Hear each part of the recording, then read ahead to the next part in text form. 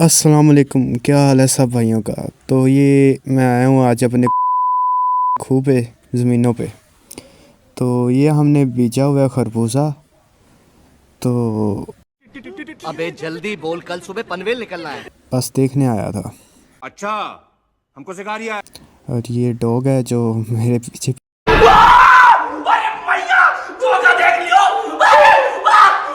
पीछे चला आ रहा है। तो और ये आलू बीजे हुए हैं।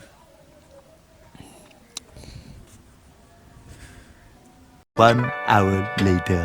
तो ये मेरे भाई हैं मलिक हमज़ा, उसकी बर्थडे हम सेलिब्रेट कर रहे हैं इन टाइम रेस्टोरेंट पे। What? Bro, what are you talking about, man?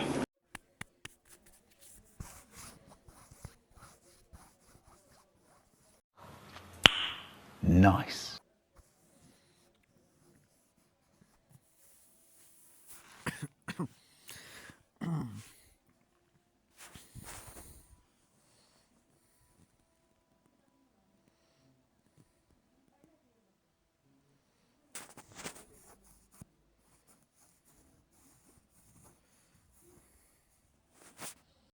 ए उठा ले रे देवा, उठा ले रे बाबा। मुझे अमीर को नहीं रे, ये दो गरीबों को उठा ले।